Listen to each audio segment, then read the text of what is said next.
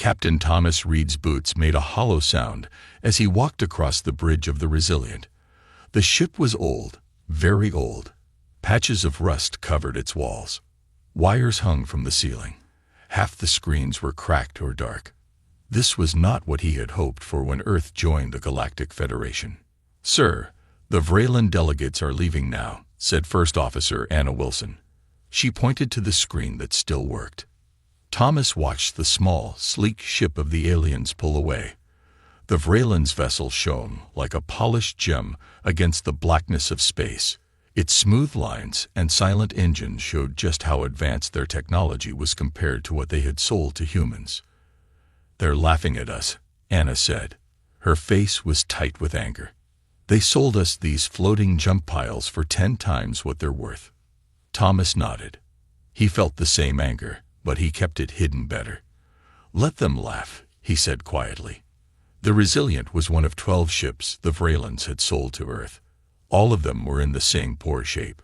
All of them were at least a century old. They were warships once, but now they were barely fit to fly, let alone fight.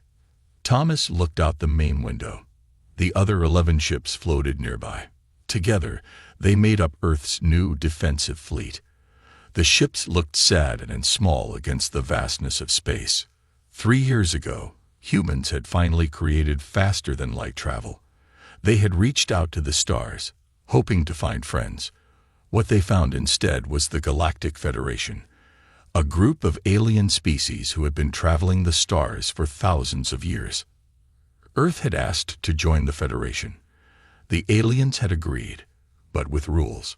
One rule was that Earth needed its own fleet of ships to protect its borders. The Vraylans, one of the oldest and most powerful species in the Federation, had offered to sell some of their old warships to Earth. What they didn't mention was that the ships were nearly falling apart. The price was incredibly high, but Earth had no choice. They needed these ships to join the Federation. "Captain, we're getting a call from Admiral Blake," called out the communications officer. Thomas straightened his uniform. "Put her through." The face of Admiral Eliza Blake appeared on the main screen. She was in her 50s, with short gray hair and sharp eyes that missed nothing. "Captain Reed, how's our new fleet?" she asked. "About as good as we expected, Admiral," Thomas replied. "The Vraylans didn't exactly give us their best." Admiral Blake's mouth formed a small smile. "I want you and your senior officers to return to Earth immediately. Bring all technical data from the ships. We have work to do." "Yes, Admiral," Thomas said, wondering what she had planned. 1 week later, Thomas stood in a large underground room carved into the Rocky Mountains. The place was a secret military base that few people knew about. Around him stood 30 of Earth's best engineers, scientists, and military strategists. Admiral Blake walked to the front of the room. The talking stopped. Everyone turned to listen. "Ladies and gentlemen," she began, "the Vraylans think they've played a clever trick on us. They sold us their garbage and called it a fleet." She paused, looking around the room. "But what they don't know is that we've been developing technologies they've never seen before. Technologies we kept hidden during our negotiations." She pressed a button on her tablet. A hologram appeared in the center of the room. It showed a sleek, black device barely the size of a coffee mug. "This," she said, "is the Silent Destroyer, and it's going to change everything." The room was quiet. Everyone stared at the small device. "What does it do?" someone finally asked. "It allows a ship to partially exist in another dimension," Admiral Blake explained. "This makes the ship nearly invisible to normal sensors. It also means that standard weapons pass right through it without causing damage." Thomas leaned forward, suddenly very interested. "You're saying we can make our ships ghost-like?" "Exactly, Captain," the Admiral nodded. "We developed this technology while trying to achieve faster-than-light travel. We took a completely different approach than what the Federation species use. They never discovered this because their evolution took them down a different technological path. But will it work with the ships they sold us?" Anna asked. "They're barely holding together as it is." A man stood up from the back of the room. He was tall and had dark skin. His name tag read Okafor, Chief Engineer. "That's where I come in," he said. "The ships they sold us are indeed in poor shape, but their basic structure is sound. We can rebuild them from the inside out, installing our own technology, while keeping the outside looking exactly the same." Admiral Blake smiled. "The Vralans and the rest of the Federation think they've given us useless junk. They expect us to struggle for decades just to catch up with their outdated technology. Instead, we're going to transform these ships into something they've never seen before. But," she raised a finger, "we'll keep the rusty, broken-down appearance." "Why?" Thomas asked. "Because, Captain Reed, the best advantage in any conflict is to be underestimated by your opponent." The room buzzed with excitement. Scientists began discussing modifications. Engineers argued about power requirements.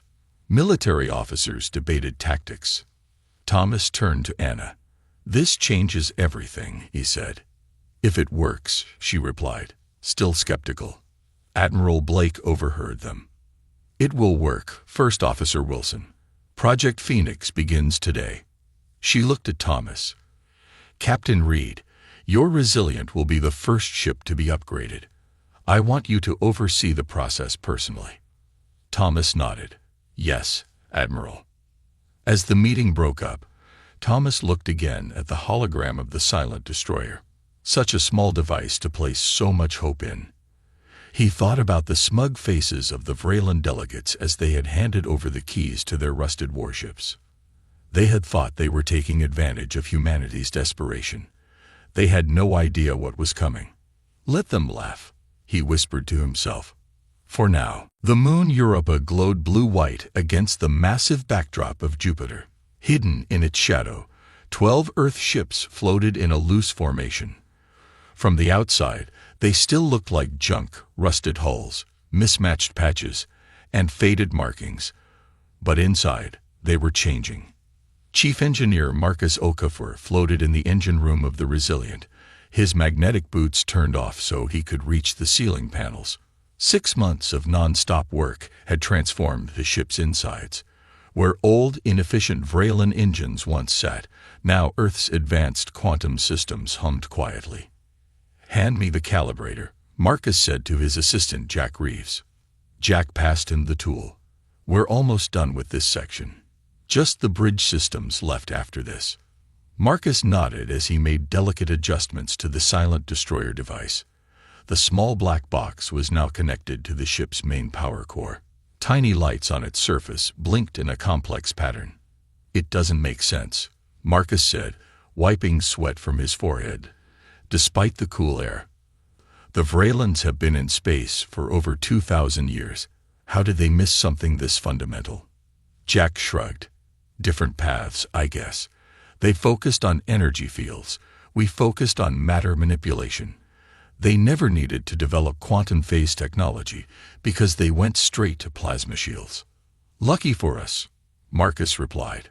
The silent destroyer wasn't a weapon in the normal sense. It didn't fire bullets or energy beams. Instead, it allowed the ship to partially exist in another dimension. This made the ship nearly invisible to standard sensors and meant that normal weapons would pass right through it without causing damage. Humans had discovered this technology while trying to achieve faster-than-light travel. They had taken a completely different approach from what had become standard in the Federation. Earth scientists called it quantum phasing. The Federation had no name for it because they had never discovered it. "All personnel, prepare for inspection.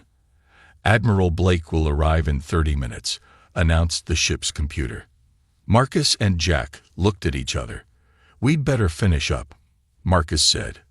Admiral Blake walked through the corridors of the Resilient with Captain Reed beside her. From the outside, the ship still looked like it might fall apart at any moment. Inside was a different story. "Impressive," she said, running her hand along a newly installed control panel. "How many of the original systems did you keep?" "Almost none," Thomas replied. "We kept the shell and basic structure but replaced everything else. We installed our own engines, weapons, life support, And of course, the silent destroyer. They entered the bridge. It now looked nothing like the rusted, broken room from 6 months ago. New screens covered the walls. The control stations were sleek and modern. Only the captain's chair remained from the original ship, though it had been rebuilt and improved. And the crew knows not to discuss any of these improvements with outsiders. Admiral Blake asked. Yes, Admiral. Everyone understands the importance of secrecy. Admiral Blake nodded, satisfied. She looked out the main viewport at the other 11 ships of Earth's fleet. From the outside, they all still looked like the rusted warships the Freylans had sold them. No one would suspect the advanced technology now hidden inside. Keep the exterior appearances exactly as they are, Blake ordered. Let them continue to underestimate us. Thomas nodded. Yes, Admiral. When will the fleet be ready for its first real test? Thomas turned to First Officer Anna Wilson, who had just entered the bridge. 2 more weeks, Admiral, Anna reported. The last ship should complete its upgrades by then. Good, Admiral Blake said, because we're going to need them sooner than expected. She activated the main screen. It showed a news report about the Meridian Trading Company, a Vraylan corporation that had been operating on Earth for 2 years. The company had been extracting rare minerals from Earth's crust, paying humans far less than they were worth on the galactic market. The Vraylans have refused our latest request to renegotiate the terms of the mining agreements, Admiral Blake explained. In fact, they've threatened to block our Federation membership application if we push the issue. Thomas frowned. They can't do that, can they? We've met all the requirements. They can, and they will, Blake said. The Vraylans have a lot of influence in the Federation Council. More importantly, they've sent 3 battle cruisers to Earth orbit as a friendly reminder of their power. Thomas felt his face grow hot with anger. So they sell us junk ships, steal our resources for almost nothing. And now they're threatening us with their real warships. That's exactly what they're doing, Blake confirmed. They think we have no choice but to obey. After all, what could we possibly do with our pathetic fleet of rusted warships? She smiled, and it was not a friendly smile. That's where they're wrong, she continued. In 3 weeks, we're going to teach them, and the rest of the Federation, a lesson about underestimating humanity. She turned to face Thomas and Anna. Captain Reed, First Officer Wilson, your ship will lead the demonstration. The Resilient will be our silent destroyer. Thomas stood straighter. We won't let you down, Admiral. After Admiral Blake left, Thomas and Anna remained on the bridge, looking out at the stars. Do you think we can really stand up to the Freylans? Anna asked quietly. Even with our new technology, they have centuries of experience in space warfare. Thomas thought about the arrogant Vraylan delegates who had handed over the keys to the rusted ships with barely hidden smirks on their alien faces. They think they know everything about us, he said. They think they know everything about what's possible in space. They're wrong on both counts. He sat in the captain's chair, the only visible piece of the original ship that remained on the bridge. The Vraylans sold us these ships because they thought we were desperate and naive, he said. Now it's time to show them exactly what humans can do with a little desperation and a lot of ingenuity. Anna smiled for the first time in months. I can't wait to see their faces. Around them, the Resilient hummed with power, no longer a rusted warship, but something entirely new, something the galaxy had never seen before, and it was almost ready to reveal itself. The Meridian Trading Company's main building stood tall in the center of New Denver. Its glass walls shone in the morning sun, making it look like a tower of light. Inside, on the top floor, 4 humans sat across from 3 Vraylans. President Maria Foster kept her face calm, though inside she felt angry. The Vraylans had refused all of Earth's attempts to change the mining agreements for the past month. High Counselor Drav, she said, Earth simply asks for fair payment for our minerals. The current price is 5 times lower than what these same resources sell for in Federation markets. High Counselor Drav was tall, even for a Vraylan. His skin was pale blue, and his eyes were large and completely black. He smiled, showing teeth that looked too sharp for a diplomat. "President Foster," he said, his voice smooth, "the current agreements were signed by your government just 2 years ago. The Meridian Trading Company has invested significant resources in setting up operations on your planet. Changing the terms now would be unfortunate." Maria noticed how he didn't actually say the price was fair. He only said they had already agreed to it. Earth was new to the galactic community when those agreements were signed, she pointed out. "We had no way of knowing the true value of our resources." "That is hardly our concern," said another Vraylan, Trade Minister Lox. "Perhaps humans should have conducted more research before signing." The third Vraylan remained silent, but his eyes never stopped watching Maria and her team. Maria was about to respond when her aide handed her a tablet. She looked at it, and her heart beat faster. 3 Vraylan battlecruisers had just entered Earth orbit. She looked up at High Counselor Drav. His smile had grown wider. "Is there something wrong, President Foster?" he asked, though his tone made it clear he knew exactly what had happened. "You've sent warships to Earth," she said flatly. Drav spread his long, 4-fingered hands. "Simply a routine patrol. The Federation has a duty to ensure the safety of all member worlds and potential member worlds." The threat was clear. If Earth pushed too hard on the mining agreements, the Vraylans would block their Federation membership application. They might even use their ships to force Earth to cooperate. Maria stood up. "This meeting is over for today. Earth will consider its position." As the Vraylans left, Maria's military advisor, General Dan Turner, leaned close to her. "They're not even trying to hide the threat," he muttered. "No," Maria agreed. "They don't think they need to. Call Admiral Blake immediately." Admiral Blake stood in the secure communication room beneath the Rocky Mountains. On the screen in front of her, President Foster's face showed both anger and worry. "They sent 3 battle cruisers, Eliza," the president said. "Class 4 warships with full weapons arrays. Our sensors detect they've activated their shields." "As we expected," Admiral Blake replied calmly. "The Vraylans always use force to back up their diplomacy." "Is our fleet ready?" President Foster asked. "The Resilient is fully operational. The other 11 ships will be ready within a week." "We may not have a week. High Counselor Drav has requested a video conference with Earth's full government in 3 days. I think they're planning to issue an ultimatum." Admiral Blake nodded. "Then we'll have to accelerate our plans. The Resilient alone should be enough for what we need to do." "Are you sure?" President Foster looked worried. "Even with the silent destroyer technology, it's just 1 ship against 3 of their most powerful warships." "1 is all we need for now," Admiral Blake said confidently. "Besides, Captain Reed and his crew have been training for this scenario specifically." "Very well," President Foster sighed. "But be careful, Eliza. If this goes wrong." "It won't," Admiral Blake assured her.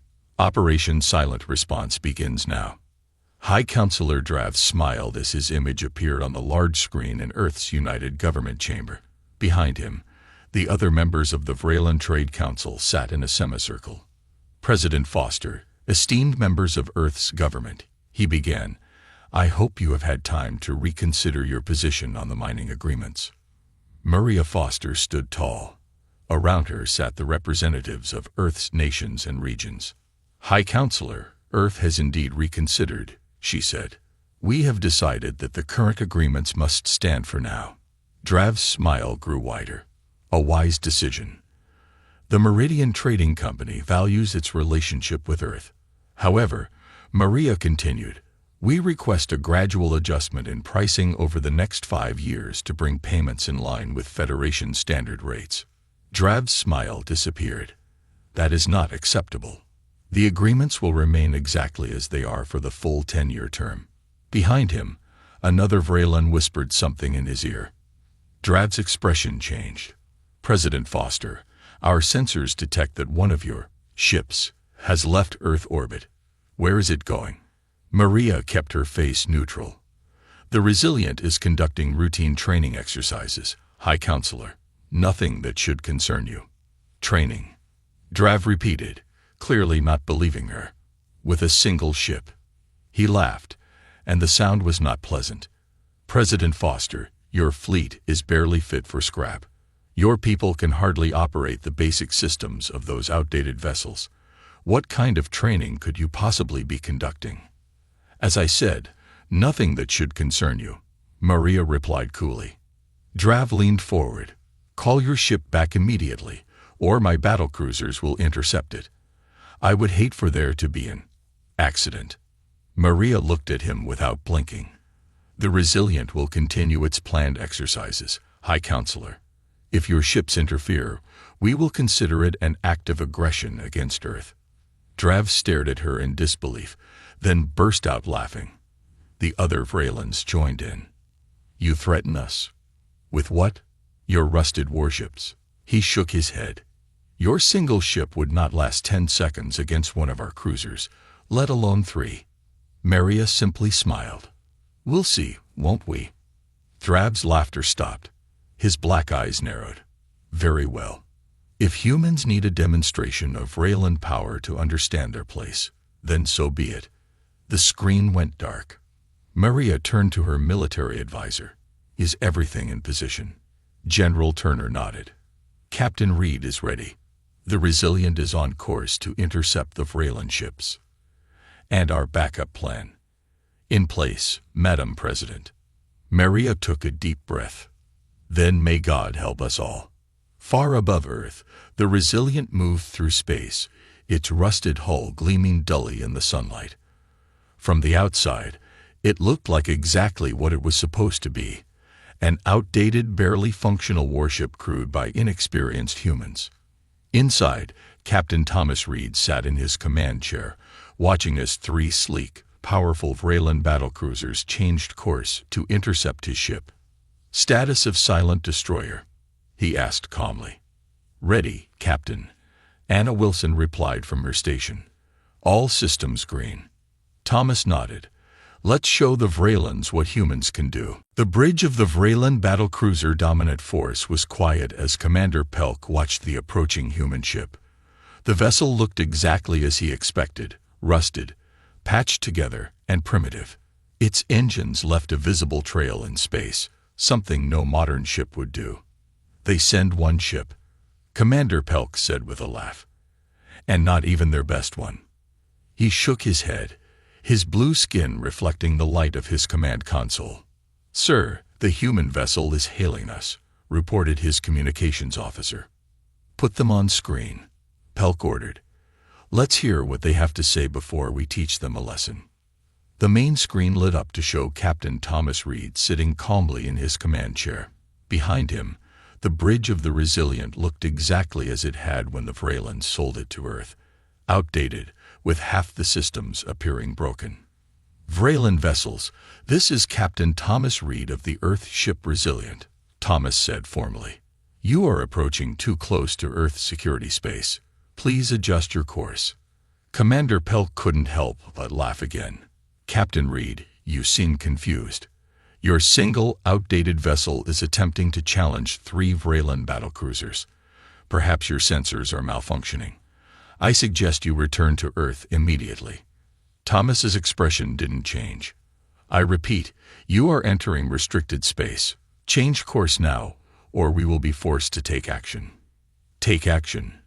Pelk repeated in disbelief. With what weapons? Those rust-covered missile tubes that probably don't even work anymore. He leaned forward. Captain Reed, my smallest weapon could destroy your entire ship with one shot. Do you understand that? We understand completely, Thomas replied. This is your final warning.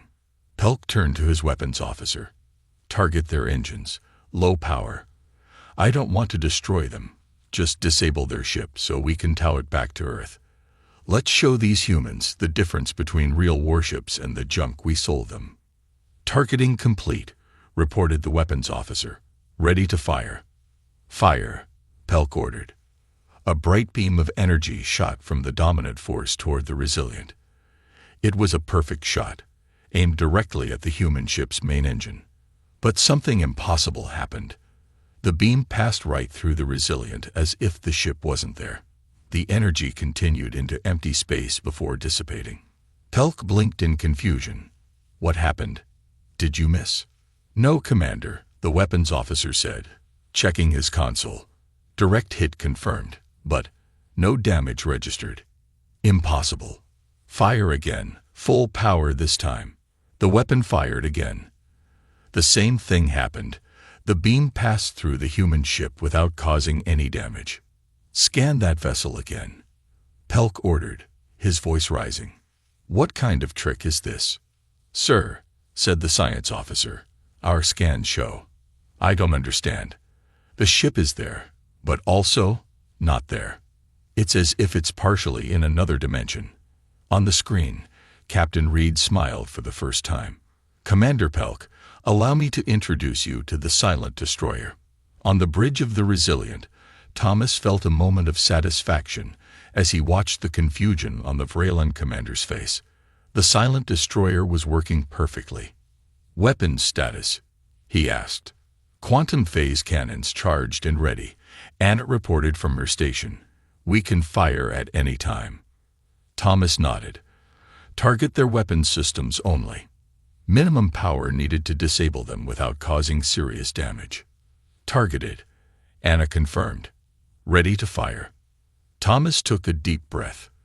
This would be the first real test of Earth's new weapons in combat. Fire. The Resilient shuddered slightly as the quantum phase cannons fired. Unlike the Vreeland's energy beams, these weapons were almost invisible, just a slight ripple in space that traveled from the Resilient to the dominant force. The effect was dramatic. The Vreeland ship's weapon arrays sparked and went dark. Secondary explosions rippled along its hull. Direct hit, Anna reported. Their weapons are offline. Target the second ship, Thomas ordered. Same protocol. One by one, the Resilient disabled all 3 Vreeland battlecruisers. Their weapons, shields, and engines were now non-functional. The mighty warships floated helplessly in space. Thomas opened the communication channel again. Commander Pelk, your ships have been disabled. Your weapons, shields, and engines are offline. You are now at our mercy. Pelk's face showed a mixture of shock, fear, and anger. What have you done? What is this technology? This is impossible. Not impossible, Thomas replied calmly. Just something you never discovered. While you were busy laughing at our rusted warships, we were busy improving them. You can't do this, Pelk shouted. This is an act of war against the Vreeland Empire. No, Thomas shook his head. This is a response to your aggression. You sent battle cruisers to threaten Earth. You refused fair payment for our resources. You thought your superior technology made you untouchable. He paused before continuing. We're not going to destroy your ships, Commander. That's not our way. Instead, we'll tow you back to Earth, where you'll wait while your government sends representatives to discuss new fair agreements with us. The Vreeland Empire will never negotiate with. Thomas cut the communication. Sir, Anna said, we're being hailed from Earth. It's Admiral Blake. Put her through, Thomas replied. Admiral Blake's face appeared on the screen. She was smiling widely. Excellent work, Captain Reed, she said. The President has already received a message from the Federation Council. They seem very interested in discussing Earth's concerning new technology and our membership status. The silent destroyer worked perfectly, Admiral, Thomas reported. Their weapons couldn't touch us, and our phase cannons disabled their ships without causing major damage. Perfect, Blake nodded. Tow those ships back to Earth. And Captain, make sure to go slowly. I want them to have plenty of time to think about what just happened. News of the encounter spread quickly throughout the Federation. Most species had never heard of humans before. Now, they couldn't stop talking about them. The Vreeland High Council called an emergency meeting. High Councilor Drav had been removed from his position after the embarrassing defeat of 3 battlecruisers by a single human ship, a ship that the Vreelands themselves had sold as outdated junk. On dozens of worlds, Scientists and engineers were trying to understand this new quantum phase technology that let a ship exist in two dimensions at once. How had humans, new to space travel, discovered something that the oldest races in the galaxy had missed? In the Federation Council chambers, the Premier called for calm. "We must not panic," he told the gathered representatives. "Yes, humans have demonstrated an unexpected technology, but they used it only to disable, not destroy. They showed restraint." A representative from the Zolta Confederation stood up. "Restraint? They humiliated the Vralans. 3 battle cruisers defeated by 1 ship. A ship that the Vralans sold them as junk," pointed out another representative, causing murmurs throughout the chamber. "Perhaps the humans are simply more resourceful than we expected." The Premier raised his hands for silence. "The Federation has invited humanity to send representatives to discuss their membership application. It will be decided within the week." What no one said aloud was that Earth's membership was now certain to be approved. No one wanted humans as enemies, not after what they had shown they could do with 1 ship. And somewhere in the back of everyone's mind was a troubling question. If this is what humans can do with our discarded technology, what else might they be capable of? 1 month after the confrontation with the Vralan ships, Earth's orbital station gleamed in the sunlight. It was a busy day. Ships from a dozen different Federation species moved around the station, bringing delegates for the historic meeting. Admiral Eliza Blake stood at the large viewing window, watching as a particularly impressive vessel approached. Unlike the other ships, this one shimmered with colors that seemed to change as it moved. It was the personal transport of Premier Toll, the leader of the entire Galactic Federation. "I never thought I'd see the day," President Maria Foster said as she joined Blake at the window. "The Federation Premier, coming to Earth. Amazing what disabling 3 battle cruisers can do for your social calendar," Blake replied with a small smile. The President laughed softly. "And the trade agreements? The Vralans signed everything this morning. Fair market value for all our minerals, technology sharing, everything we asked for." "They didn't have much choice," Blake said. "Not after what happened." They watched as the Premier's ship docked smoothly with the station.